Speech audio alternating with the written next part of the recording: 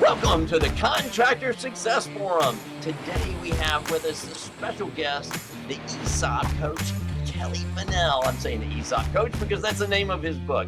Kelly Finnell, his company is called Executive Financial Services. And he is with us today to talk about ESOPs in the construction business. And remember, the Contractor Success Forum here, our show discusses financial strategies for running a more profitable, successful construction business.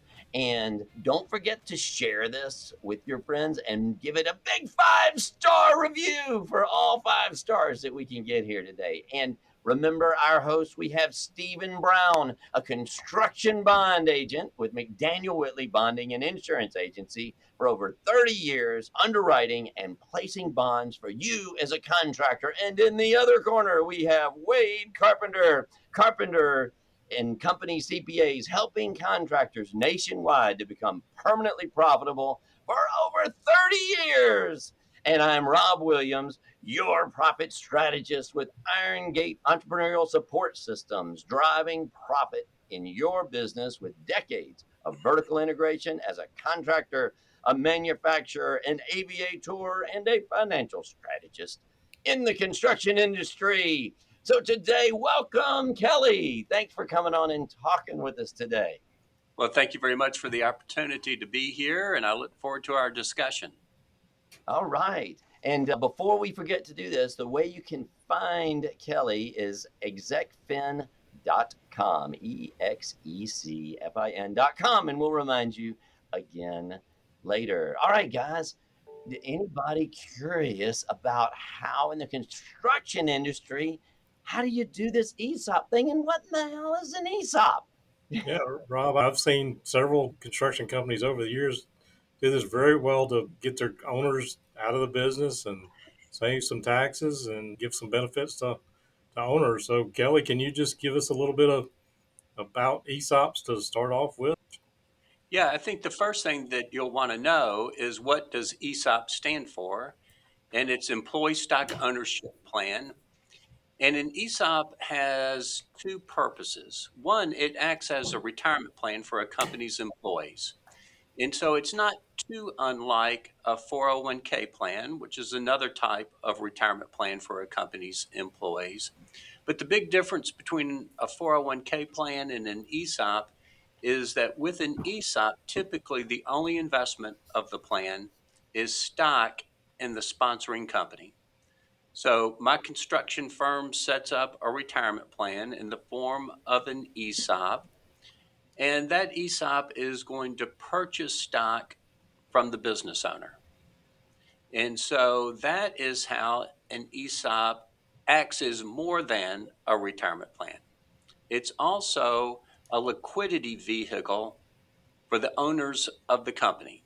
So they establish the ESOP, and the ESOP borrows money and uses that money to buy stock from the owners. And then that stock becomes an investment over time in the employees' retirement accounts. So most ESOPs are financed. I said, you borrow money, or the ESOP borrows money to make this purchase. And typically there are two sources of financing. The first is a bank loan, and the second is a seller note. So a seller note is an IOU issued by the ESOP, then assumed by the company, that promises to pay the business owner for the stock that the ESOP has purchased over a period of time. And that might be 5 to 10 years. And in terms of bank financing, that can be a challenge for a construction company. And the reason it can be a challenge is because these companies almost always are bonded, and the bonding company insists on having a first priority on the company's assets.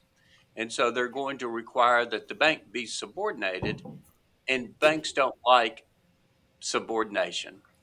So it's not impossible to get a bank loan for an ESOP in a construction company, but very often we see ESOPs in this industry being totally seller financed. And Yeah, so that is very interesting. Yeah. And so that's a big point. So you've actually done these with construction companies. Well, actually, we'll close 9 transactions this year.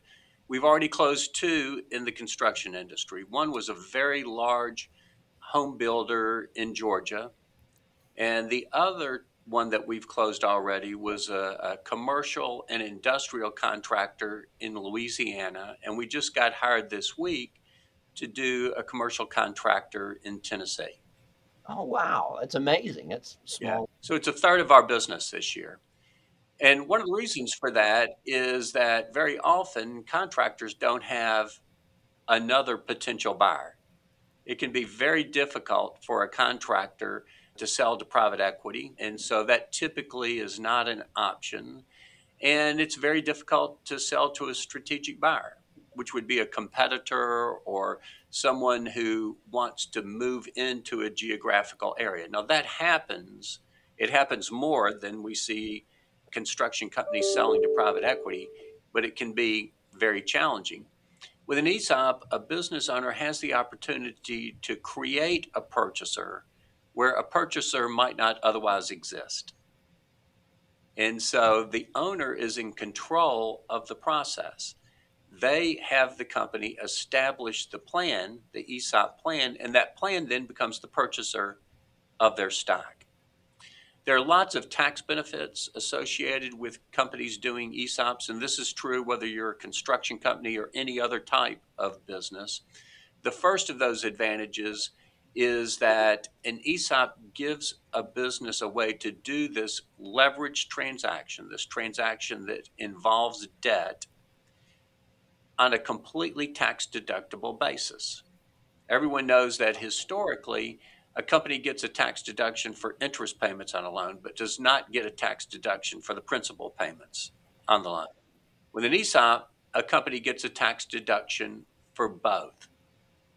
And that is the only opportunity within the Internal Revenue Code for a company to get a tax deduction for principal payments on a loan. And it's not literally getting a deduction for the principal payments, but it's converting what would have been a principal payment on a loan into a contribution to a retirement plan. And every business owner knows that when you make a contribution to your 401k, it's a tax deductible expense. In the same way, when the company makes a contribution to the ESOP, it's a tax deductible expense. So the essence is a company is getting a tax deduction for both principal and interest on a loan. And that is such a rare, attractive opportunity. The second tax benefit is that if you have an S corporation, which most companies are now, and if you do a 100% ESOP transaction, in other words, the company buys all of the stock from the business owner, then in that situation, your company, after the transaction, operates as if it were a tax-exempt entity. So no tax at the company level or at the shareholder level. And so everyone's immediate reaction when I tell them that is, that's too good to be true. There's no way that can happen. Why would Uncle Sam let my company operate on a tax-free basis? Well, the first thing you need to know is that's been in the law since 1998.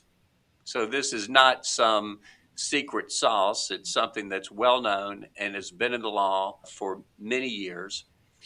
And the second thing that you need to know is how that tax-free status comes about. And there are really 2 key factors on that. The first factor is everyone knows that if you are an S corporation, the company doesn't pay tax. I mean, that's just basic tax law. It's a flow-through entity. And so all of that company's taxable income flows through to its owner. Here's the trick. An ESOP trust is the owner of the stock. And retirement plan trusts under the law are tax-exempt entities. So I asked business owners, last year when you got the tax reporting for your income from the year, did you get a K-9 for the earnings in your 401k plan? And the answer is no. We don't get that because we don't own those assets. Those assets are owned by the 401k trustee for our benefit, and that trustee is tax exempt. Well, the same thing is true for an ESOP. You have a trustee, it's tax exempt, so there's no tax at the company level because it's a flow-through entity, and no tax at the owner level because the owner that the income flowed through is a tax exempt entity. And so you have Publix Supermarkets, which is this huge company and the largest ESOP owned company in the country that has a big pricing advantage over its competitors because Publix doesn't pay tax. Oh, Publix, that's my wife's favorite grocery store. Yep. She's like, when we go to the beach in Alabama, if we go down there, she's like, oh my God, we get to go to Publix. I'm like, Yeah. wow, I didn't know. Now I can experience Publix in an all new manner when I go in there with her. I'll say, I want to go to Publix now too. And notice the level of service when you go to Publix compared to a competitor. Oh, she does. She notices it big time. And guess why that happens? It's because that checker and that sacker and the guy behind the deli counter, they own a piece of that company. So they take more pride in it. They work harder because their financial security is directly tied to the performance of that business. Wow. Yeah, I've seen that in a couple of other construction companies where they're wanting to pass it on to their management team or whatever, and their owner's looking to get out. I appreciate you going down the tax side of it. Can you talk from the employee side? Because I think that's a win-win. Yeah, absolutely. And the first thing from the employee's perspective is that if a company does an ESOP, it's protecting their jobs. If you sell to private equity or to a competitor, they might tell you when we buy your company, nothing's going to change. But we all know everything changes. Right.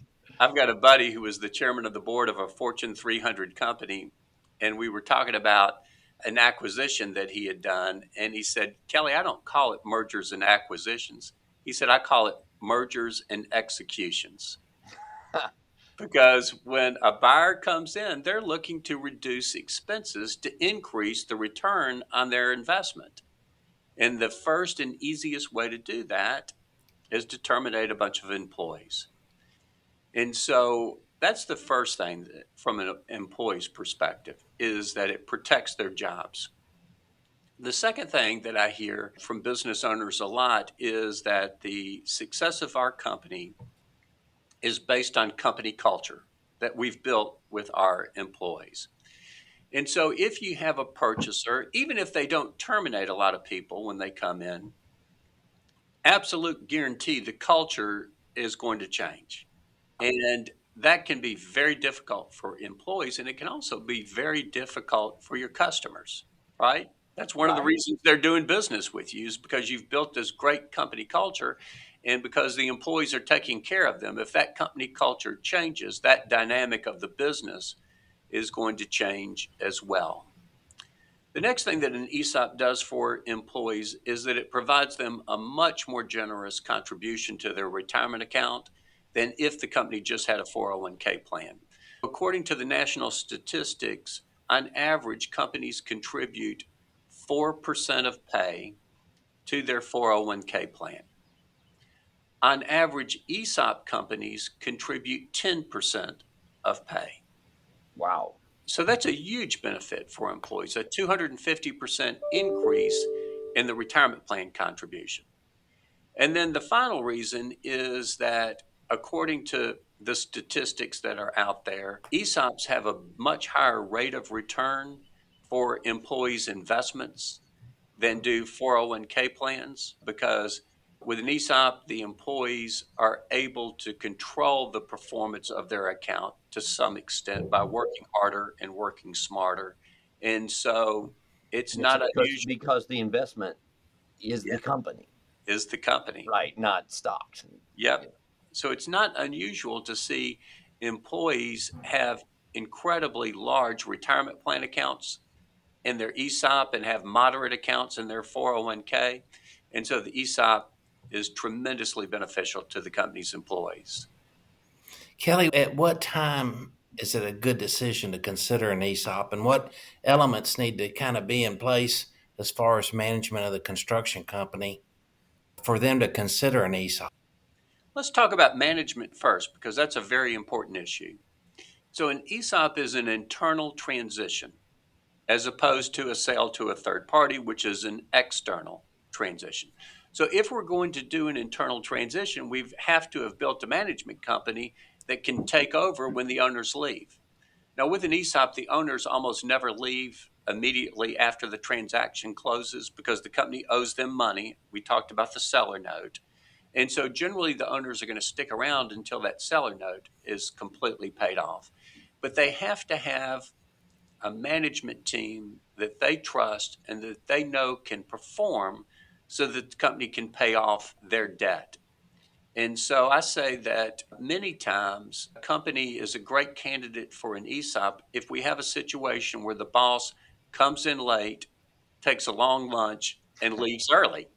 Right. Because that's a situation where he's not micromanaging the business. He's built a management team and they're successfully running the company. So that's a very important consideration that you mentioned. Other indicators that a company's a good ESOP, just from a financial perspective, the company needs to have at least $2 million of adjusted EBITDA. So earnings before interest, taxes, depreciation, and amortization. And so we talk about adjusted EBITDA because often owner expenses after the transaction are decreased. So that might be compensation, bonus, perks, all of those things. And those adjustments increase earnings, which increase the sales price. So typically you need to have at least $2 million of adjusted EBITDA. So let me give you some metrics on our construction company clients this year. The home builder in Georgia had 25 million of EBITDA. The commercial construction company in Memphis has 8 million, and the company that we talked about in Louisiana, the commercial contractor, had about 8 million as well. You don't have to be that big, but you need to have at least $2 million in order to be a good candidate. At a minimum, you probably need to have 50 employees. Most of our companies, most of our clients have many more than that, but 50 is a good minimum threshold to think about. You need to have a business owner. I have this scale that I talk about. I call it the Mother Teresa Gordon Gekko scale. Everybody remembers Gordon Gekko, the guy from the movie who said greed is good? Sure. Yeah. You don't have to be Mother Teresa in order to be a good candidate for an ESOP. You don't have to be looking to give away your business, but you can't be Gordon Gekko. You have to have some concern and care for your employees and put somebody's interest, maybe not ahead of your own, but at least as high as your own. And so you have to be somewhere on that scale. You can't be Gordon Gekko and be a good candidate for an ESOP. And so I think those are the primary things that we look for. If owners of the company are off the surety bond on the personal guarantee, that's tremendously helpful, but we don't typically find that.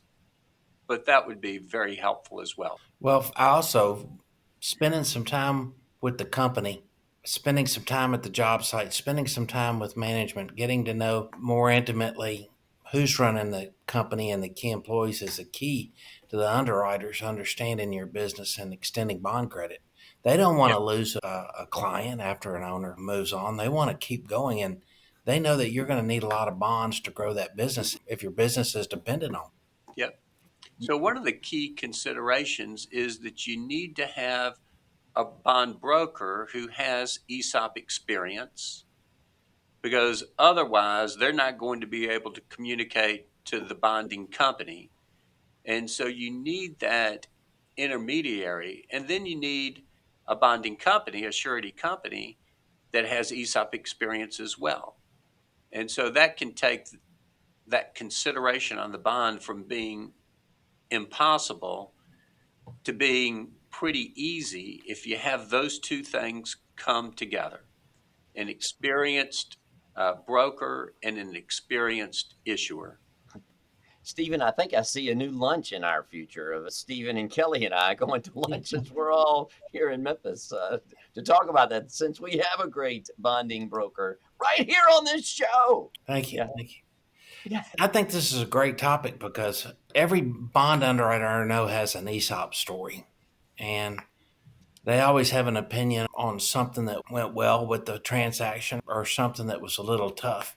But bonding companies are looking for the character not only of the owner, but in an ESOP of the company, their core philosophy, and also their business skill set.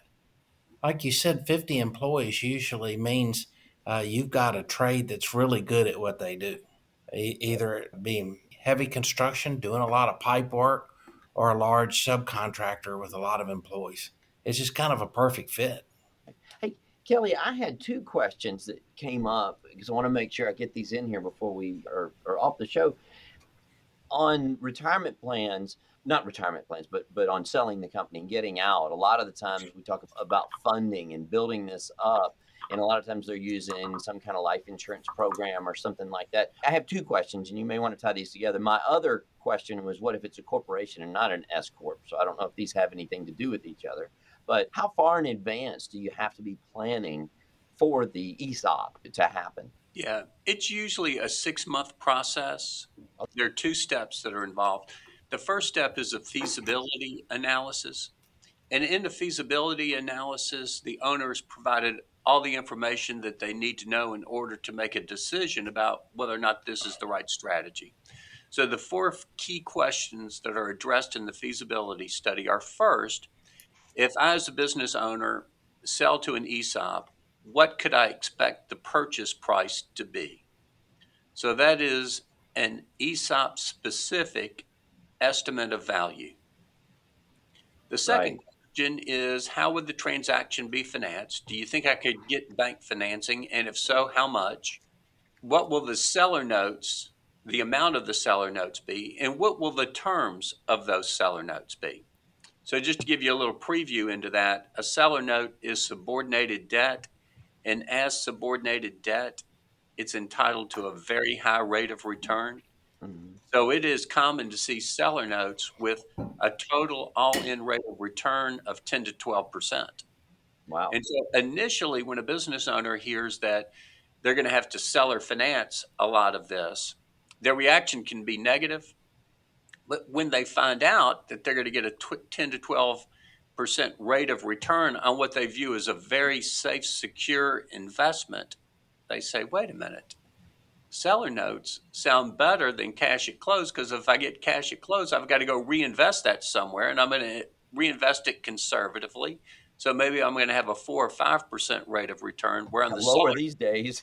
That's yeah, or on the seller notes, I'm going to have twice that or 3 times that amount.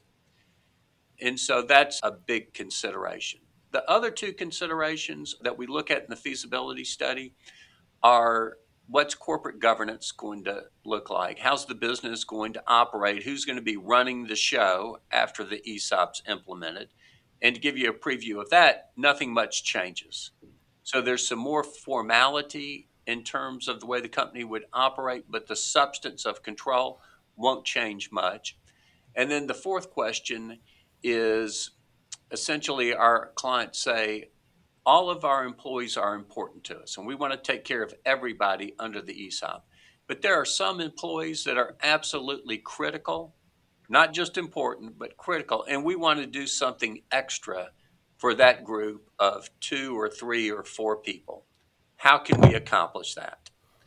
And so another preview, the answer to that question is you can solve that via what's called a stock appreciation rights plan, which is a plan that would just cover that group of key employees and provide them benefits in addition to their ESOP account.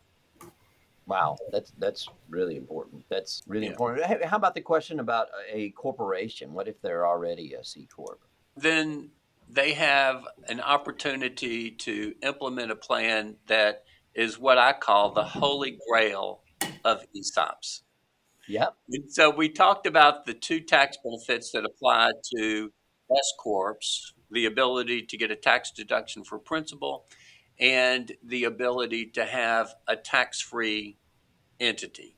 So if you're a C corp, you have a third tax opportunity, and that is the ability to sell your stock to the ESOP with no long-term capital gains tax. Wow. No ordinary income, no long-term capital gains.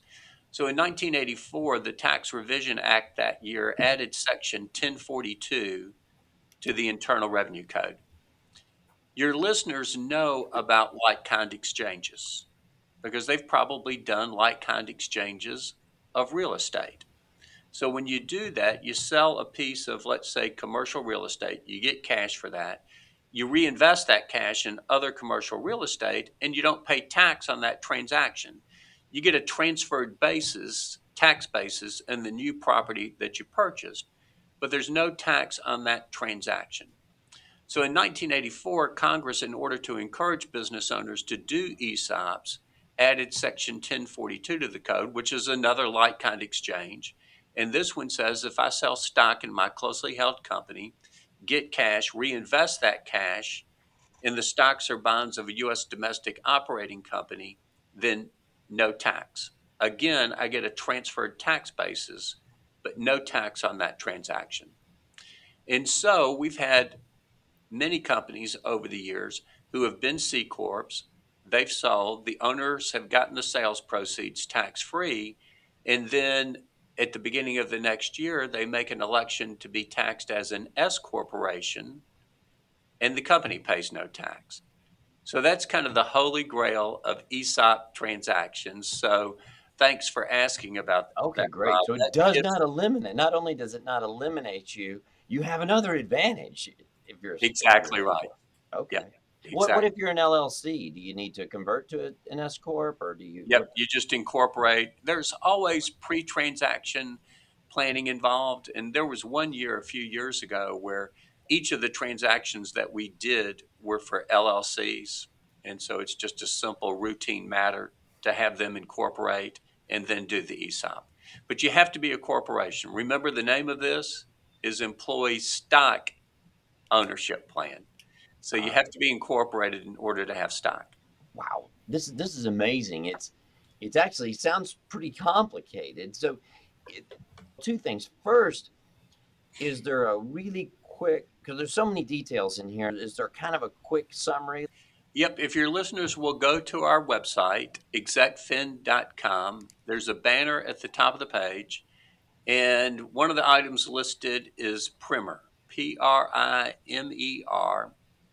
And then when you click on that, it's going to show you that there's a primer for business owners and then one for professional advisors. So click on the one for business owners, and that will give everybody a reminder of what we discussed today. And it has charts and graphs that'll be very helpful. And so that would be my recommendation. Go there because you're right, these transactions are complex and people probably feel like they've been drinking water from a fire hose. Go to the primer and it'll be much more manageable. Yeah, I've heard this many times from you actually, a few times in our lunches and some of your presentations where I've been, and I still feel like I'm drinking from a fire hose, and Yep. I've got a background in this. And Wade, how about you? What do you feel as a CPA? What do you say the advantages of doing the ESOP? I'm glad you went into the C Corp because I've seen the C Corp thing work really well too.